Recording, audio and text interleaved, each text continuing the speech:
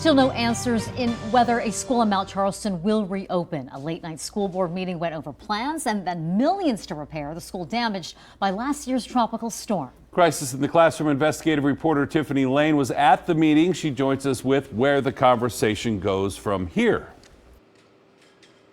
Yeah, this was a very exhausting night for these families. They drove an hour just one way to be at the meeting. They had little kids here because they didn't have any options of anywhere else to have their kids be, and they wanted to make sure to be here to make sure their voices were heard. And a lot of them were saying, even with all the public comments saying not to close Lundy Elementary School, they felt like some of the trustees here just were not listening to them, and they ended up leaving not even knowing the fate of what will happen to Lundy Elementary School, and that's because the board decided not to make a decision tonight.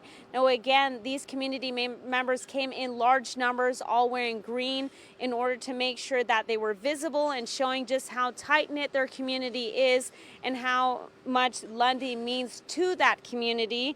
Now they've been fighting, saying the numbers that the district is saying would cost to fix the school are just not adding up. While some are worried, not knowing what happens next, others say at least the school is not being shut down at this time.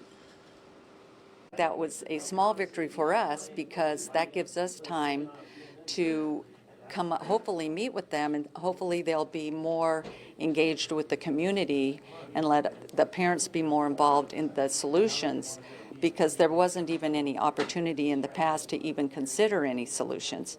And I think that's what the trustees were saying.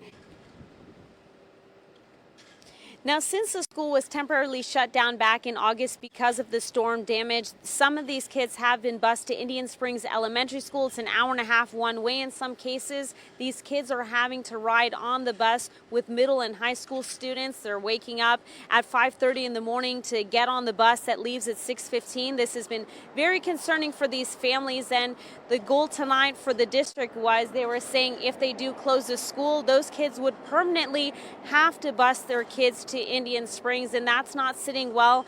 They say that there are some other options, but those options don't provide busing.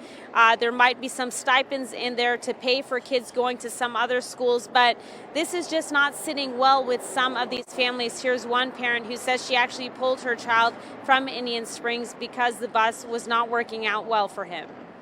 And I just want to give my son Sam a fighting chance to have a very promising future, because he's a smart kid. His grades suffered all this year, and it's just not fair. Because what happens now? You know, what happens to the future of his education? And I have Sam's name.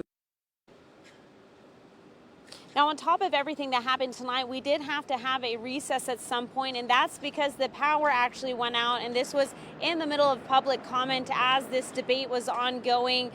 So a lot of headaches tonight for a lot of these families. Now, what we do know happens next is the board is supposed to go speak with some of the local lawmakers to see if there's any possibility of anything moving forward with the building, including seeing if there will be possible funding options from, say, the county or city or who else may be involved, to see if they can actually help provide money towards some of these rebuilding costs. Of course, we'll continue to keep digging into this issue and provide updates as soon as we get them. Reporting live from the East Valley, I'm Tiffany Lane for News 3. Back to you.